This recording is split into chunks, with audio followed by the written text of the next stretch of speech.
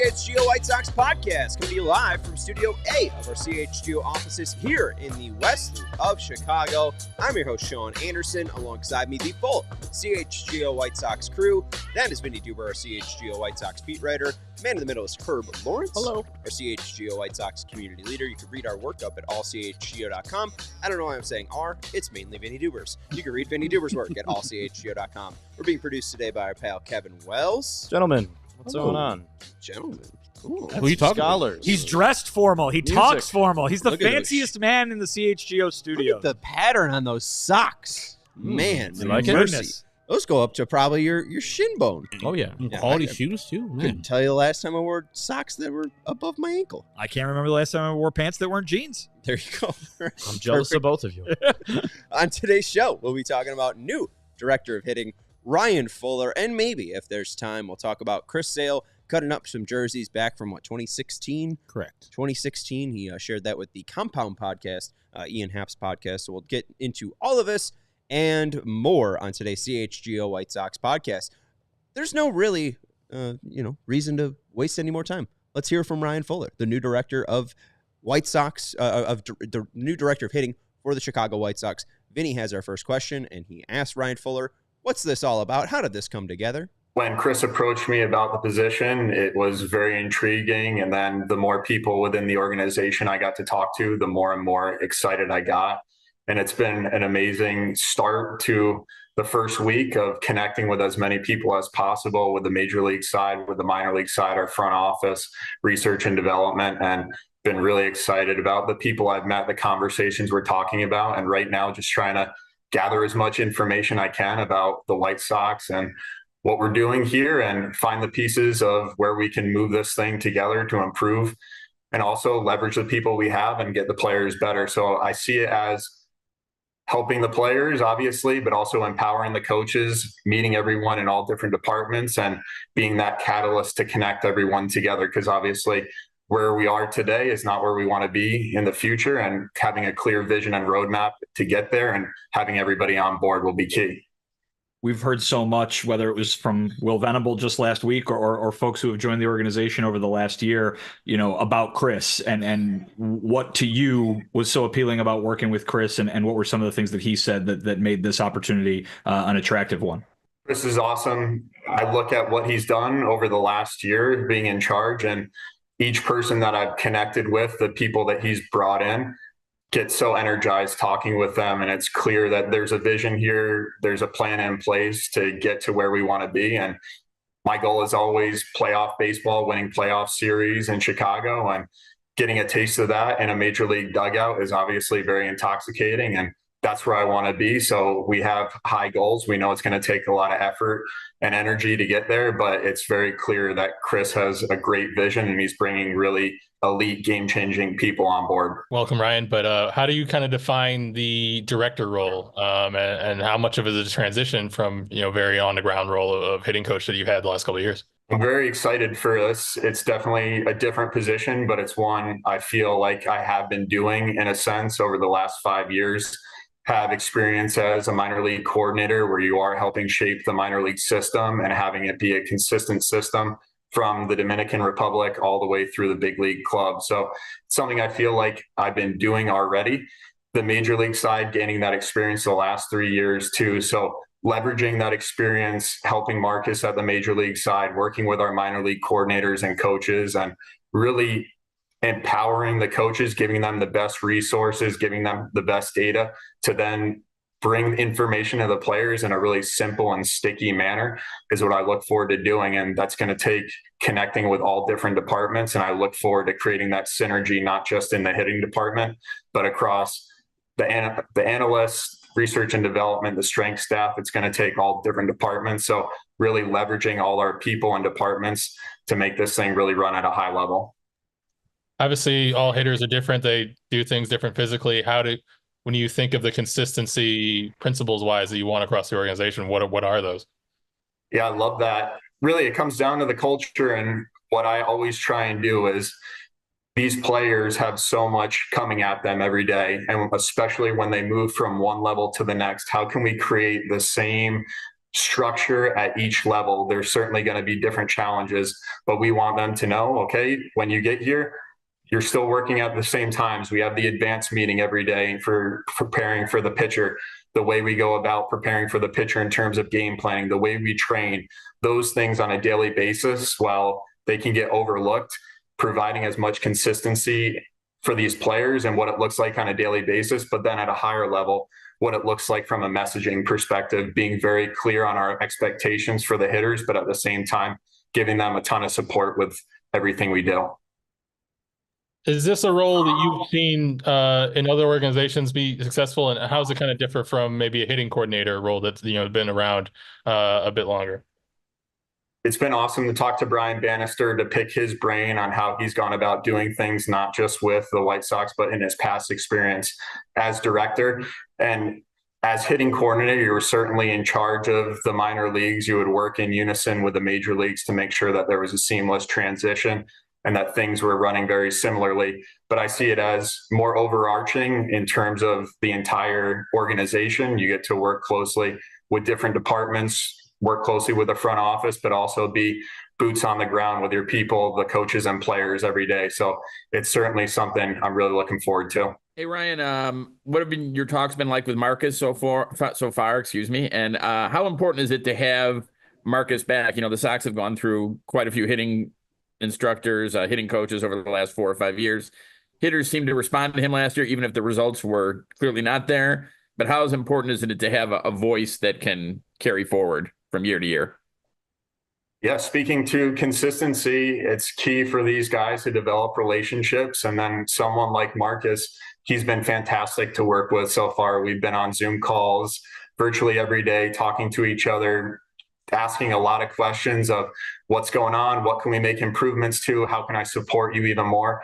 And both of us talking about experiences working with really high level hitters, talking about what we can do as we look towards the player plans for the White Sox hitters going into 2025. So it's been great so far. We match up really well, and it's been a great working relationship so far. And I know it's one that we'll continue to work at moving forward.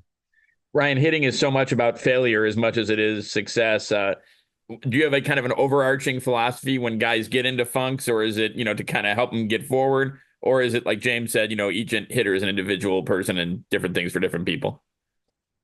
Certainly going to treat everybody as an individual. That's what they are. We're going to find those skills and attributes that make them have the superpowers that they have and try and leverage the areas to make them even better. But the overarching philosophy that I always go by, and I think you'll hear it from a lot of hitting coaches, is one, going in with a great game plan so we can control the zone. That's kind of the line of scrimmage where that battle starts. And if we're swinging at pitches over the heart of the plate, you're going to make contact. And when you make contact on pitches over the heart, you're going to have those damaged balls that are going to be high end, exit velo, on a line in the air. But everyone says that. What do I believe in? How do you make it come to be each day with what you do? And as hitting coaches, there's so much outside of your control. But really the key phases that I see is 3 areas: educating our coaches and players at a really high level, helping them understand what they do very well, what success looks like, educating them every day. And then 2, how we train. This is definitely something in my past with the Orioles that we really leverage. We're not the most resourced team, but we loved training at a higher level than everyone else. So making sure we're building our skill, but then testing it every single night to make sure we're game ready and battle tested.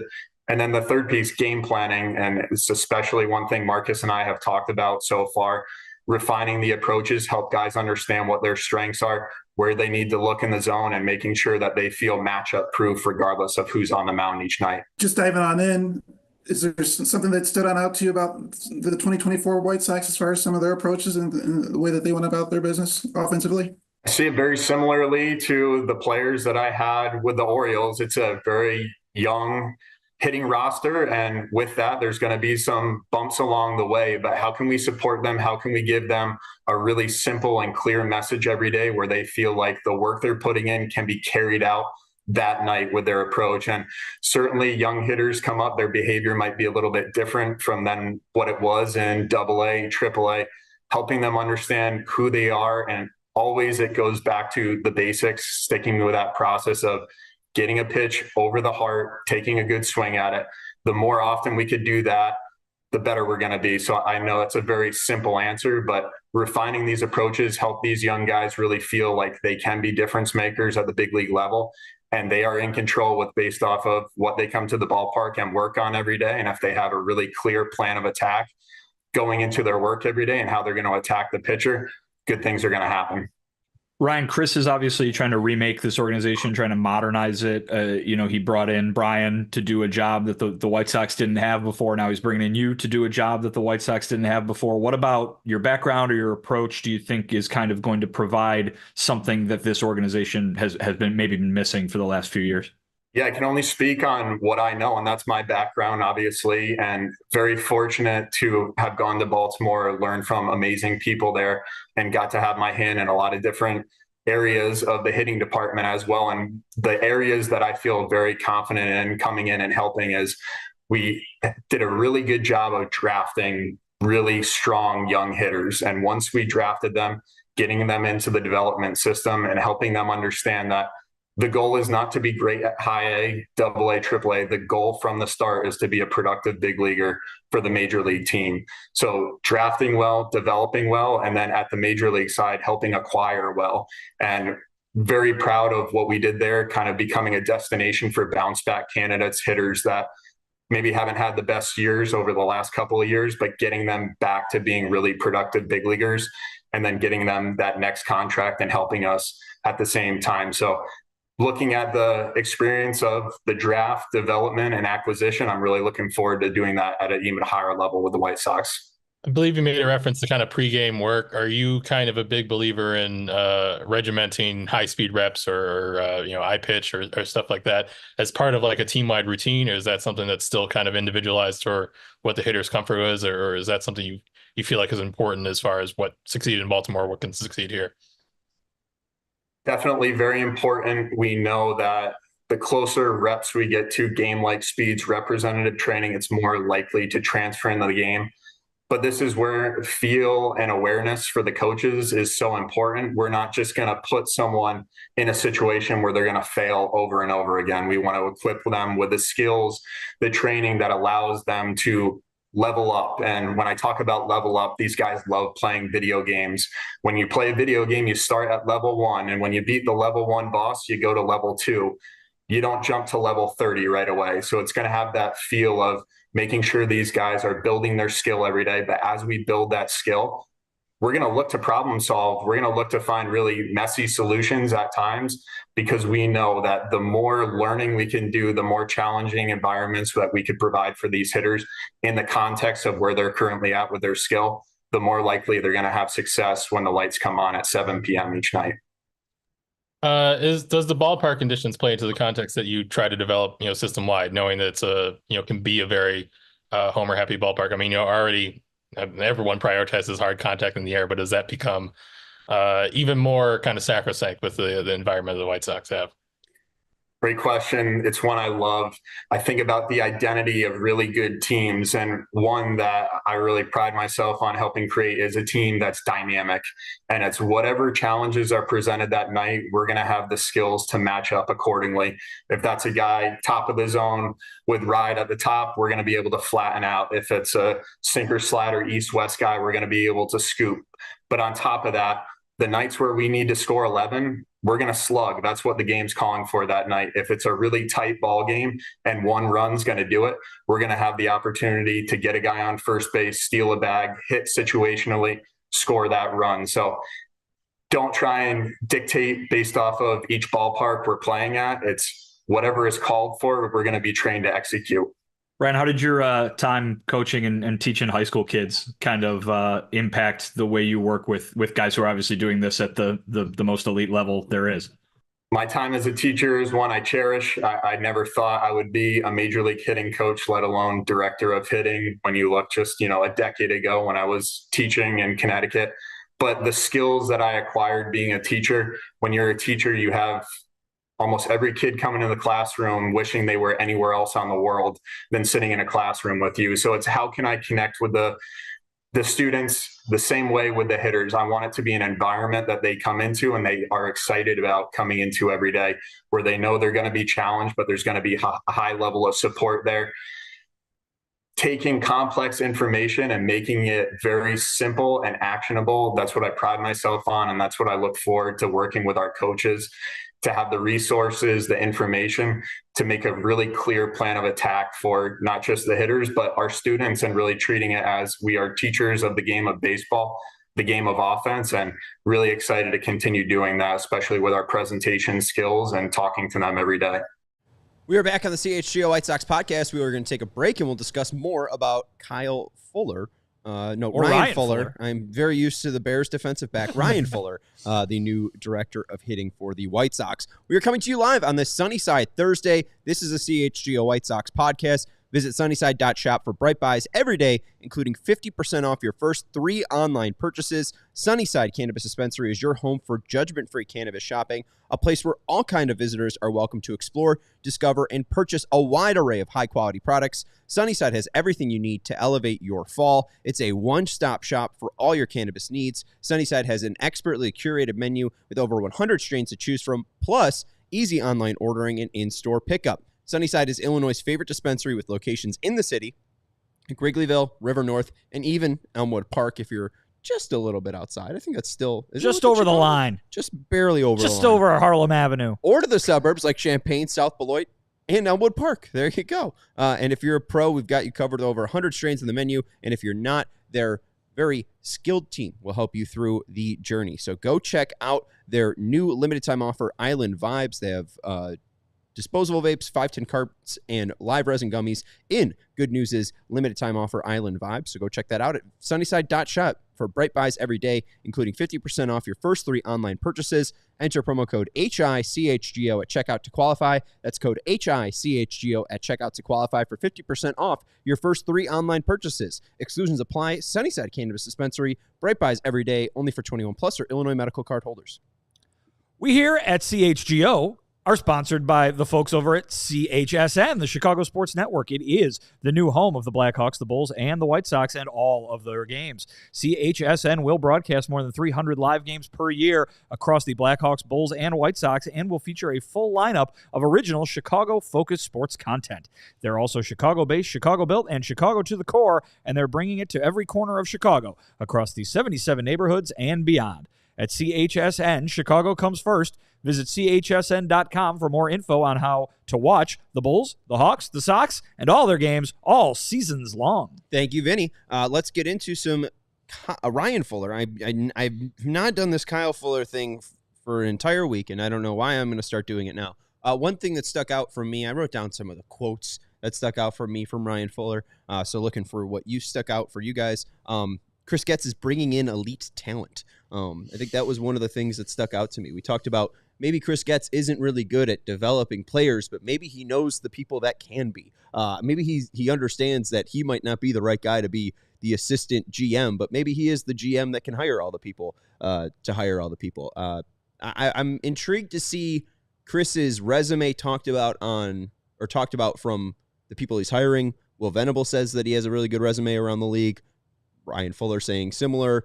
What do we make of Chris Getz's resume, or at least cachet, around the league? I mean, it keeps coming up. These guys keep saying the same thing, right? You can go all the way back to Josh Barfield and Brian Bannister in the summer of 23, or you can talk about the guys that we've heard from in the last week in Ryan Fuller and Will Venable. Everybody who joins this group, and again, it's not surprising that they would say this because they have joined the group, right? But they seem to be joining it because of Chris Getz. They seem to really be liking not only the things that he's saying about the future of this team, but the environment that he's creating in that front office. And, you know, I can just see, Sean, when you say that sentence, or folks hear Ryan Fuller say it, Chris Getz bringing in elite talent, and all the folks who watch our show going nuts with either laughter or anger out there being like, what are you talking about? But they are talking about those people in the front office jobs. And if this is the full organizational makeover that Chris Getz is talking about, where he's working on behind the scenes processes and he's having people make recommendations for how things should run in every single department, none of that stuff is sexy, but it is necessary in order to get to the point where we can be talking about top prospects coming up from the minor leagues and free agent signings and guys that could be acquired to help a team win a championship in the season that we're actually talking about. They're not there yet, but they're not going to get there unless the foundation is built behind the scenes. And Ryan Fuller's another part of that. And certainly there's been a bunch of people who are parts of that who have been added to this organization over the last calendar year plus now. It seems to be a recurring theme from everybody that joins this organization that they really buy into what Chris Getz is selling. And just because that's hard or maybe even impossible for a lot of folks on the outside to see what it is, the people who are working to make it happen know what they're looking for or know what they're listening for, and they seem to be hearing it. Initially, when I hear that, especially with Chris Getz, as of course his job and how he got it, I'm always looking with a jaundiced side, like, word? Really? Okay, cool. But lately, the Will Venable hiring to me kind of turned my thought about Chris Getz kind of around a little bit. I'm still looking at him with the jaundiced side because we are still coming off of the worst season in modern history. But that doesn't deter people from wanting to work with Chris Getz. Of course, when they're interviewed, they're going to say, yeah, we believe in what Chris Getz says and what he does. But I'm sure that Ryan Fuller had other places he could have gone. Same thing with Brian Bannister. Same thing with Josh Barfield. He could have just stayed in Arizona.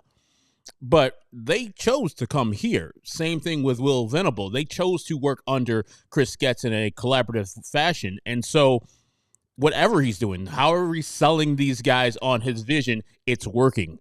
And I don't think any of these players or any of these people in the front office, people have any doubts on their credentials. They have any doubts on how they will do their job. They seem qualified for the jobs that they're going to be doing. Now, will it work? That still remains to be seen. But I am impressed by how he's gone out and signed these players or signed these front office people to come and work for him. And getting Will Venable kind of turned my vision on Chris Getz and his vision around slightly a little bit, so I can say, okay, I'm seeing a little bit more of what you're doing, and I see you got some actual credible people underneath you to work and move us forward to better in the White Sox atmosphere, because what we've been doing with the Kenny Williams, Rick Hahn thing, it didn't work, and I think he saw that, and hopefully that's what Jerry Reinsdorf saw and said, oh, this guy is really smart. I'm just going to hire him out of the blue without hiring anybody else. So I was against that initially, but his hirings as front office people have turned me around on him himself as the general manager of the White Sox. And again, it's still the offseason. We'll see how this all plays out once there's baseball games actually being played. I think it's tough to give him like a true seal of approval. I'll give him a nice thumbs up. Yeah, cool guy, Chris Getz. I like to listen to Ryan Fuller talk there. But again, let's see what they look like in 2025, and let's see what they look like in 2026. Where can this baseball team actually go? Is this all talk, or is this something that Chris Getz is truly building out?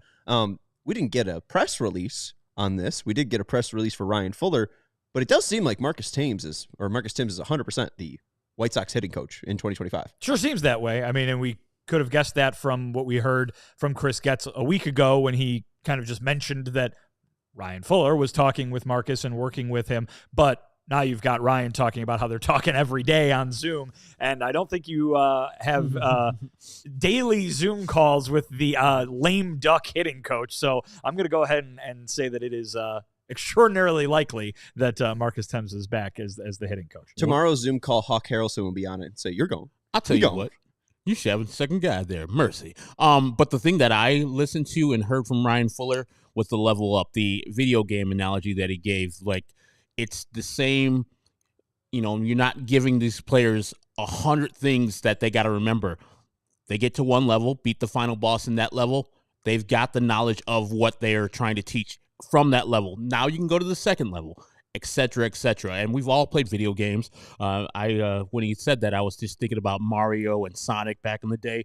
Like, yeah, those final bosses were tough, but eventually you got over it, and then you never had to do it again. You never had to learn that again. It was just ingrained in you, like beating Mike Tyson and Mike Tyson's Punch-Out. It was kind of hard to beat all the rest of the guys before that, and then once you found out how to do it, it's like, okay, I got the information needed, and now I can go out and do my job because it's just in the back of my brain, and it's all good to go. So if he can impart that knowledge to the players, I think that'll be good, because trying to get these guys to buy into a bigger, better thing that the White Sox are trying to do is going to be a huge undertaking. And so giving them bite-sized things so they can just accomplish it now, have some confidence. Okay, I did this. Now I get to move on to the next thing. I think that's the best way to do it. And him being a teacher is probably aiding him in that. Absolutely. And I think part of what he said that stuck out to me was refining approaches and feeling matchup proof. That's exciting, just because, again, if a guy can go out there and he doesn't have to worry about left versus left or left versus right, and they just understand what a pitcher's trying to do to them, hopefully that refining of that approach can allow someone to lock in and improve even in a platoon situation. Hopefully they understand, hey, I'm just looking for a fastball high in the zone and I can attack that and that only. But also what he said, making information simple and actionable.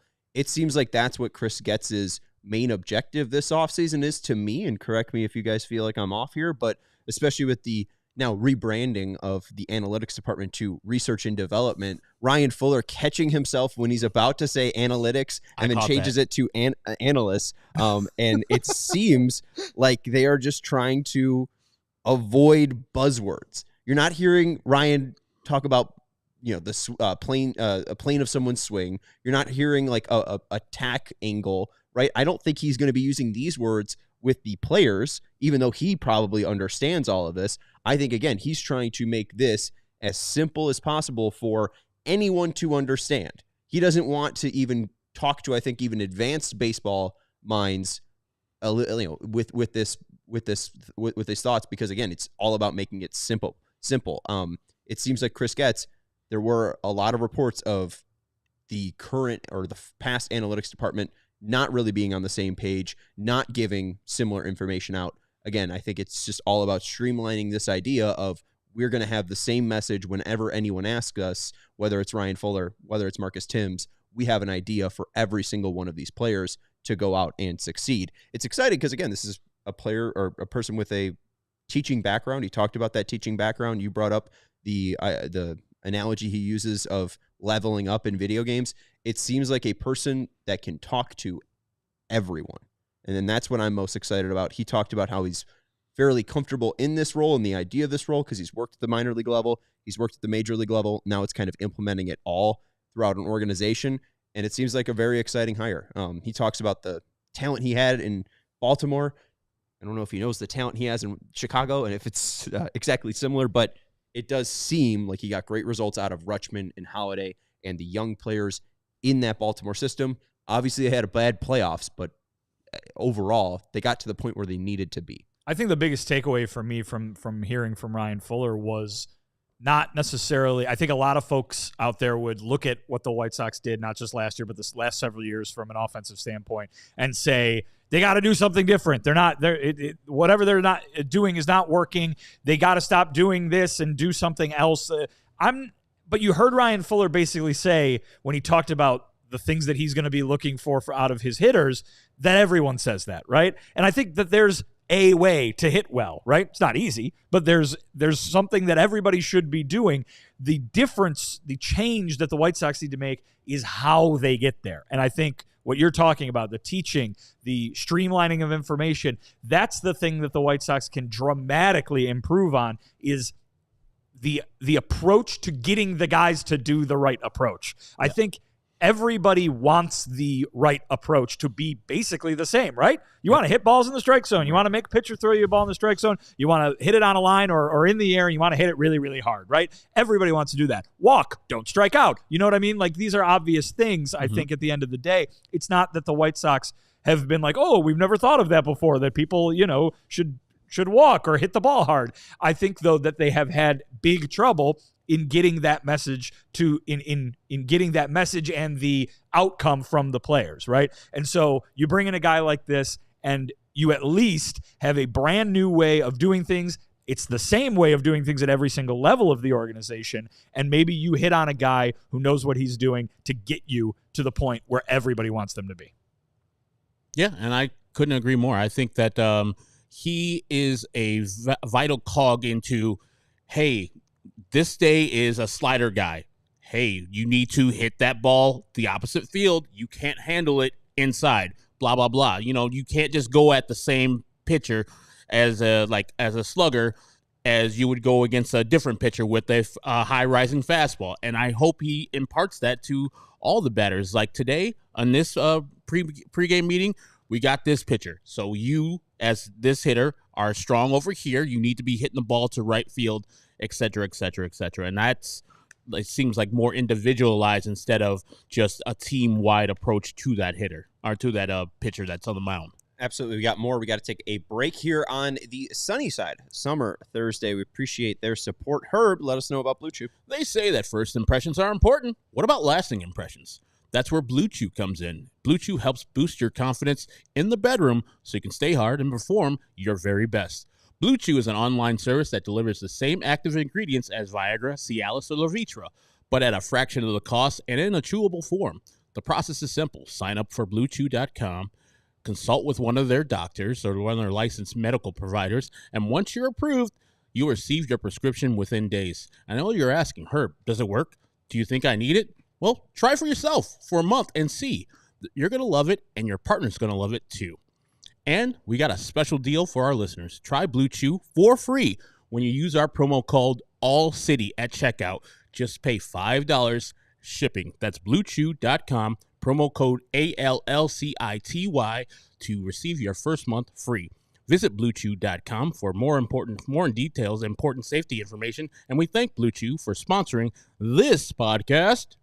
Thank you, Herb. Vinny, did you know that ComEd can help businesses save money by becoming more energy efficient? Sean, even though I've heard you or Herb say that regularly, no, I did not know that ComEd did that. Maybe you should clean out your ears. I should. Energy efficiency program can help find up to 35% in energy savings. Wow. That's so many savings. What does a business have to do to get them? Well, they just have to sign up for a free facility assessment at ComEd.com/biz. That sounds quite easy. Why aren't more businesses doing that? Maybe they forgot the website, man. Oh, okay. So they need to repeat it over and over again, like ComEd.com/biz, ComEd.com/biz, ComEd.com/biz, ComEd.com/biz, ComEd.com/biz. ComEd.com/biz. Sean's not going to stop me. ComEd.com/biz. All right. Well, we got 28 more minutes of the show. ComEd.com/biz. Terms and conditions apply. Often offers are subject to change. Actual savings will vary by customers' energy usage and rate. The ComEd Energy Efficiency Program is funded in compliance with state law. Go check out ComEd.com/biz. Again, this is a Sunnyside Summer Thursday. We appreciate our friends over at Sunnyside for presenting this show. Enter promo code HICHGO at checkout to qualify, and visit them at sunnyside.shop for bright buys every day, only for 21 plus or Illinois medical card holders. Vinny, you talked about a topic before the show I thought was decent. Let's move into this now. Ryan Fuller was asked by Merck, hey, what players have you talked to? I don't think he's talked to much.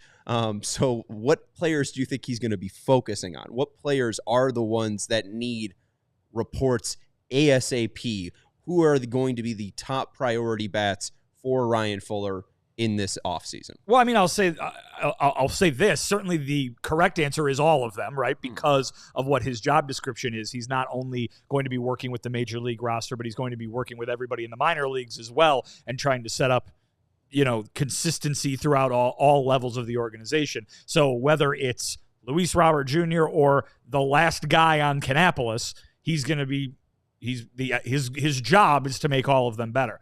That being said, and I've brought this up numerous times in reference to Fuller and why he was hired, Ryan Fuller is not here to make this team, to fix all this team's ills for next season. This team is not expected to win much next season. This team is not expected to be much better offensively next season. That being said, there are guys on the major league team who it would behoove the White Sox to get fixed. Robert is one of them, right, as a guy who might end up being a trade candidate. Vaughn is somebody who's probably going to be brought back and maybe would be a trade candidate as well at some point if they can turn things around. But Ryan Fuller is here for the long, long term.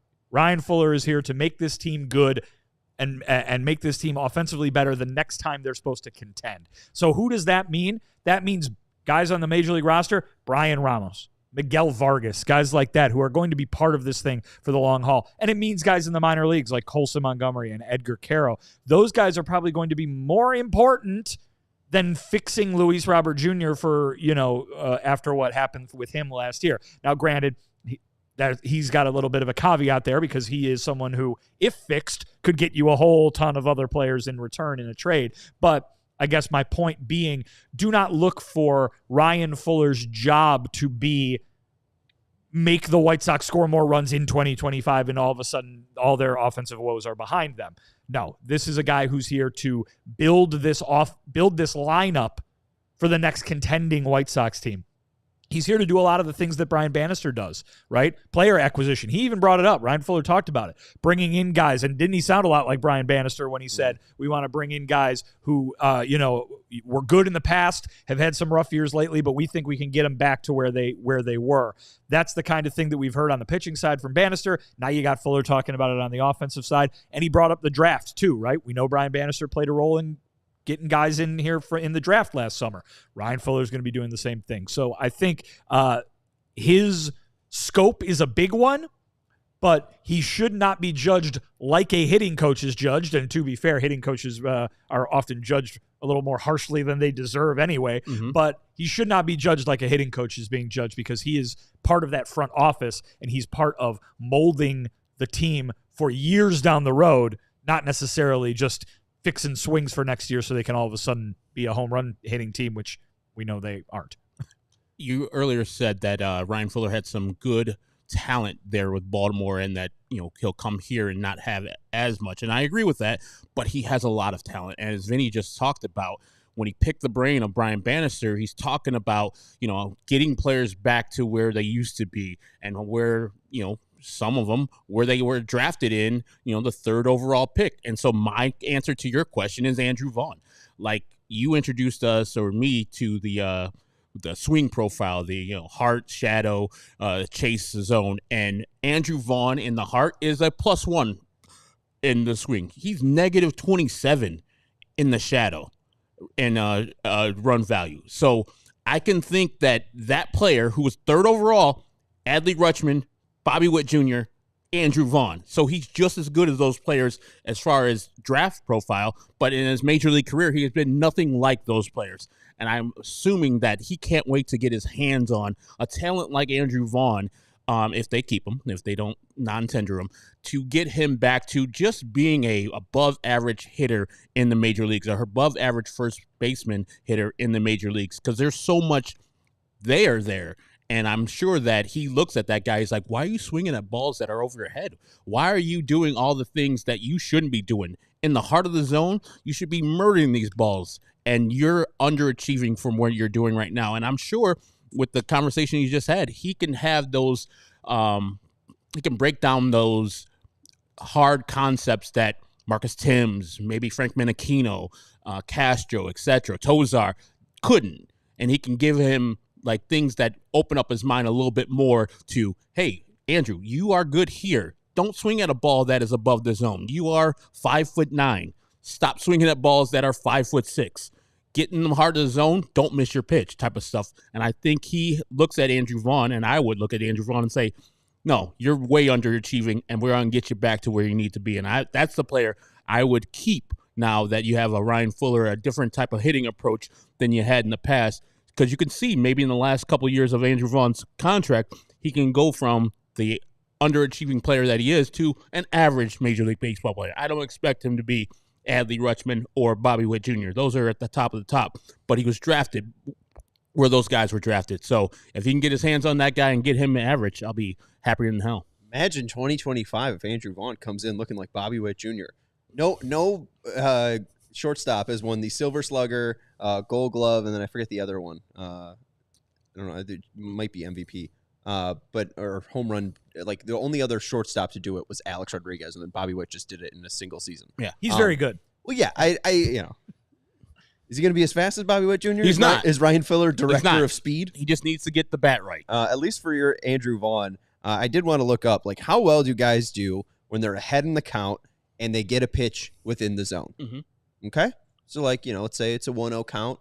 Andrew Vaughn just saw a ball. How well does he do? Gavin Sheets, Miguel Vargas, Brian Ramos, Dominic Fletcher. Who had the best batting running value per 100? So per 100 at-bats, who had the best batting run value on pitches in the zone while they were ahead in the count? Which I would think is, again, you have all the advantages in the world. You're ahead in the count. You can take a pitch if you want to. This guy just threw a ball. You can take your time. Who's the best? This is of those 5 players that you just listed? Of those 5. Vaughn, Sheets, Vargas, Fletcher, Ramos. I'll say Ramos. Nope. Ramos is 3rd worst. I'm going to say Sheets. Nope. 2nd worst. Oof. Not Vargas. Not Vargas. Well, it's got to be Andrew Vaughn. Vargas is the worst. It's Andrew Vaughn. And negative 1.2. Oh, my Jesus. These are pitches in the zone. All bad. These are not, this in the zone. One of them were actually good. Nope. Negative 1.2. Negative 6 for Sheets. Negative 7.6 for Ramos. Negative 7.9 for Fletcher. And negative 10.4 for Vargas. I just want to kind of create the hill that they're climbing up.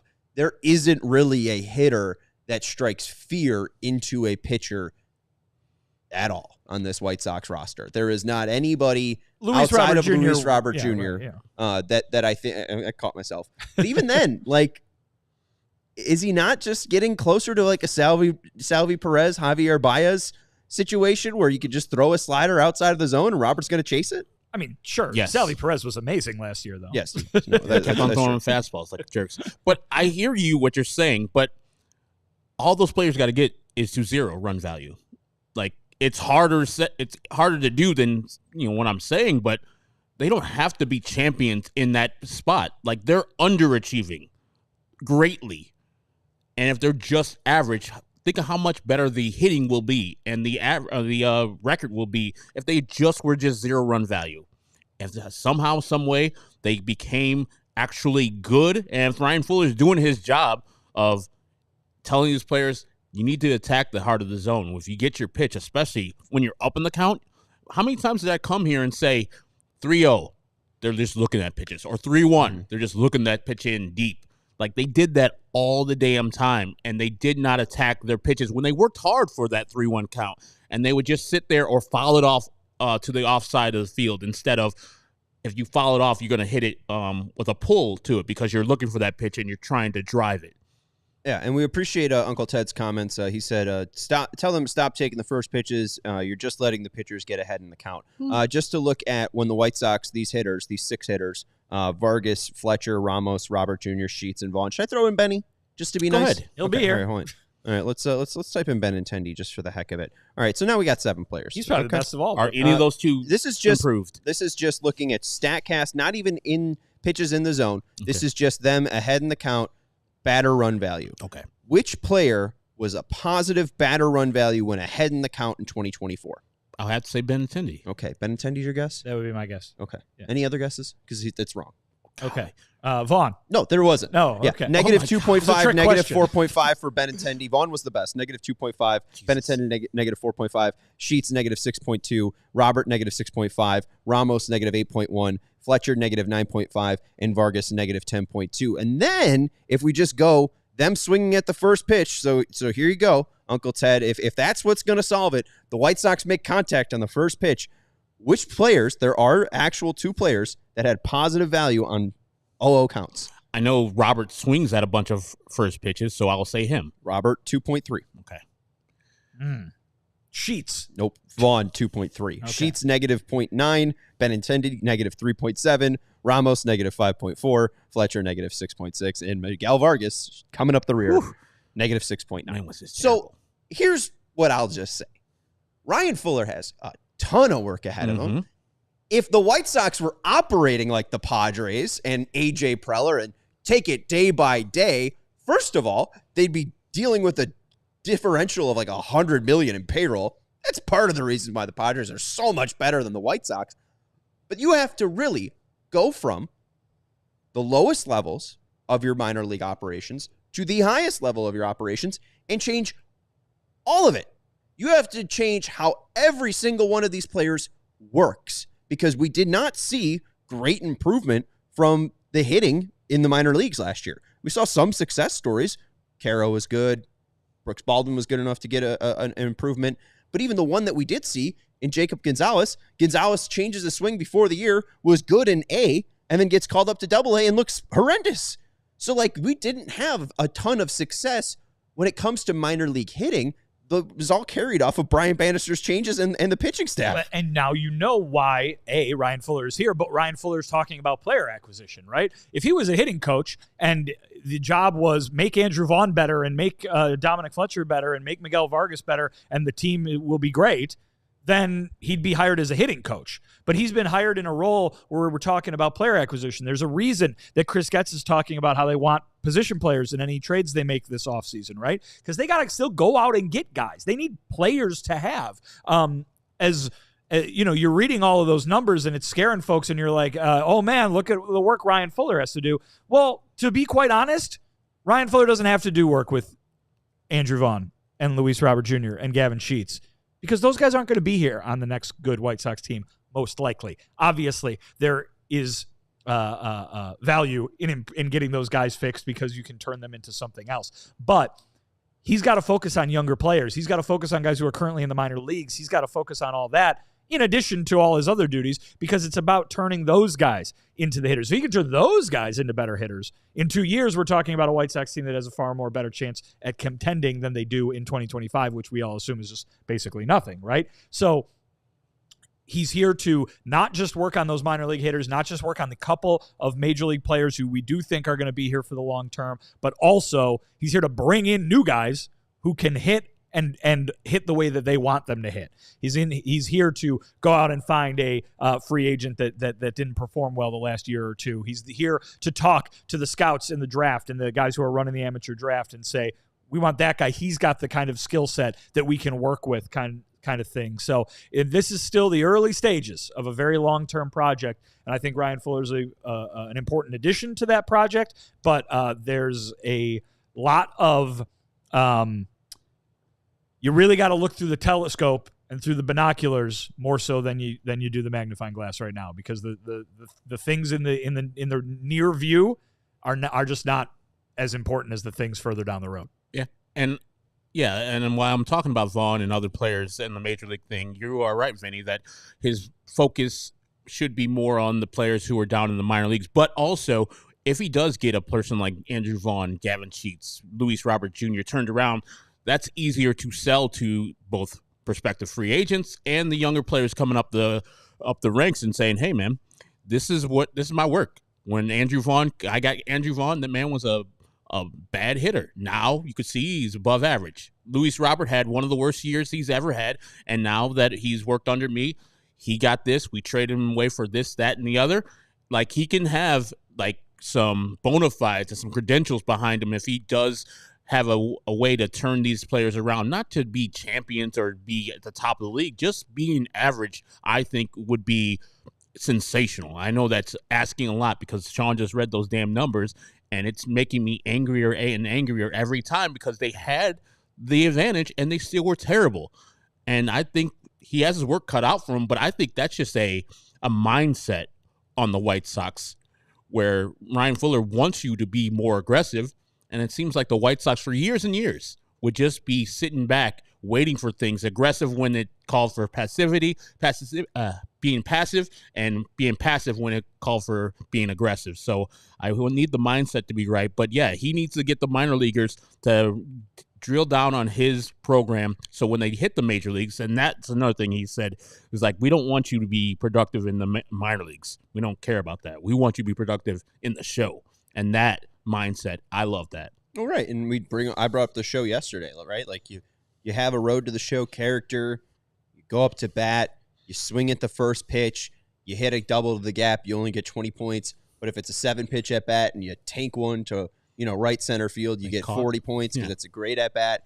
Like it is about giving them immediate feedback on what they're doing day in and day out, so they understand how to grow and how to become that player, especially with the major league level. And I think, with a player that we talked about yesterday, a player that I was frustrated that might be a headliner, Wilyer Abreu, what a success story for Boston. Like, I would love a Wilyer Abreu for the White Sox. Just not trade for him. Just develop him. A 24th prospect turning into the 8th prospect, turning into a player that gives you a 3-WAR season. Like, that would be a huge win for the White Sox. One that I can't even recall. Like, Adam Engel is the closest to that. He did have a good year that one year, right? Like, I don't know exactly who that is because it's been so few and far between. Carlos Quentin, even though he wasn't a minor leaguer, right? Like, wasn't he picked up off from a different team? So like from the D-backs. Yeah. Mm-hmm. So I think it's just all about changing how you are growing baseball players. If Chris Getz is trying to get those grinders, those baseball players, well, make sure that those guys that are going to take in all those information, that information are learning right and going through that process right. Matt correctly brings up that the White Sox have been bottom last in walks. I think in the past 2 seasons, since 2021, the White Sox are bottom third in baseball, just in front of the Royals and Marlins in walks. Those 3 teams have less than 1,800 walks. White Sox 1,746. Royals 1,721, and the Marlins 1,719. The leader of this, the Yankees, 2,470. So nearly clearing the White Sox by 700. Yes, we love the Chicago White Sox. So just taking walks and putting yourself in the position of confidently having an at-bat. If you are down, you're not worried. And if you are up and in front of the pitcher, when you get a pitch to damage, you actually dole out that damage. We'll see how it plays out. It's only November. We have to wait until April. Yay. All right. Let's get into some other discussions here. Hit that thumbs up button and make sure you subscribe to the CHGO Sports YouTube channel. Drake does have a question, maybe a stupid question, but do we ever figure out the player to be named later from the Kopech trade? Still haven't seen anything about that, at least on the Kopech trade. We have seen Alexander Albertus go under knee surgery. The White Sox did say that should not affect his timeline and that Albertus will be ready for spring training, what they originally thought. This was reported back when the trade was made that Albertus had some knee issues. So nothing too surprising here, but just an update on that. Albertus did go under the knife and should be ready for spring training. Do you have player to be named later, Vinny? I don't think there was one. I don't. I'm not sure there was one. There was something, the Baseball Reference lists something called future considerations. Maybe that was a player to be named later. I really, I don't have that in front of me. Yeah, I can take a look. I think that they didn't get anything. Yeah, and I thought it was it. I think future considerations was just cash considerations. What if they just decided not to give you anything? Like, we'll consider it in the future, but never mind. It's like, thanks for the World Series. We considered it, and no, thank you, though. MLB.com does list Vargas, Joral Perez, Alexander Albertus, and a player to be named later or cash considerations. There you go. It was the or. That's why it's future considerations. Okay. So I don't expect a player to be named later. Maybe, but I think it would be pretty under the radar. There it is on, yes. I tweeted it back on July 29th. Yes. Jackson Ferris. Player to be named later or cash. Player to be named later, it's Zaire Hope. Bring him home. Perfect. So just, you got a World Series ring. Why do you need Zaire Hope? Gavin Lux. What is he doing? Right. He could be Miguel Vargas, too. Just bring him over. Or just give Miguel Vargas a buddy. All right. Some other news and notes around the Chicago White Sox, one of them being Chris Sale finally telling the story of cutting up the jerseys in 2016. Nothing too crazy to take from that. One, it wasn't a scissor. It was a knife. The best part about it was that he cuts up his jersey. Mm-hmm. Robin calls him into the clubhouse and says, hey, they're making you a new jersey. And then Chris says, got it. You don't have 26 backups. And then he goes in and cuts up the rest of the jerseys. He mentions that 4 weren't cut up, and he has signed some of those jerseys that remain. So there are some uncut Chris Sale jerseys that are signed by Chris Sale somewhere out there in the ether, owned by the 2016 White Sox. So what do we take away from this story? I don't know. You weren't on the beat at the time, right? No, I was not. So not a crazy story, but Herb, what do you remember from 2016? I just remember that whole team. I remember in spring training or early in the year, that's the Drake LaRoche, Alan LaRoche thing with Kenny Williams. And then that meeting where Kenny pretty much told Adam, hey, you can't have your kid here. Chris Sale was really pissed at Kenny. And I think that continued on with the anger that year with Chris Sale. And in the interview with Short and Hap, he said, yeah, at the time I was a lot to handle. I was a hothead. I knew I was good type of stuff. And Robin Ventura had a hard job of corralling a young Chris Sale who was at the top of his game at the time. And so it was just a weird season in 2016 because I thought that was the mired in mediocrity quote you got from Rick Hahn that time. And they were still trying to do that thing where Kenny Williams is trying to still compete, but not really go after it, really, like put all the chips in, doing that half measure stuff. And then I think after the cut up jerseys, you got the mired in mediocrity. And I think Rick Hahn finally won the argument with Kenny Williams and Jerry Reinsdorf and said, we need to do a full rebuild. And so the Chris Sale cutting up of the jerseys thing, I think, was the final straw for Kenny and Rick, where it's like, this guy is out of control. We need to get him out of here and get what we can get for him in the offseason, which they did. They got the Moncada and Kopech trade and some other players. Flete, right? No, I forgot his other guys' names. No, Flete was the Cease trade. Basabe and somebody else. But, like, that year was like, we're trying to compete, and then they realized that halfway period is like, yeah, we're not going to compete at all in this division. Let's just scrap it, which was the best thing the White Sox had done to this point because they needed to do it, and the rebuild almost worked until it didn't. I'm just finding this out. We did find out one of the 4 jerseys. You want to guess which 2016 White Sox is revealed that he has an untouched Chris Sale jersey? I know the answer to this. Oh, Jimmy Rollins. It's Adamine. It's not. Well, I don't know. Oh, he claims to have had one. As okay. Well. Yes. David Robertson also claims one with Matt Spiegel on the former Parkins and Spiegel show. He said he was late to the clubhouse, late to the party that day. Those were tough jerseys to wear. Chris Sale compared him to Moo-Moo's, and Sale would not have looked flattering in that dress, and that Chris got into some trouble. Some goofy stuff there from Chris Sale. There was another thing that you thought was funny. I guess it's not super funny because it's not funny, but yeah. I mean, we found out where the Tampa Bay Rays are going to be playing this year. We might be able to find humor in the topic. The topic is obviously sad. The Rays are going to be building or rebuilding Tropicana Field for $55 million, and that will be ready for the 2026 season, not for 2025.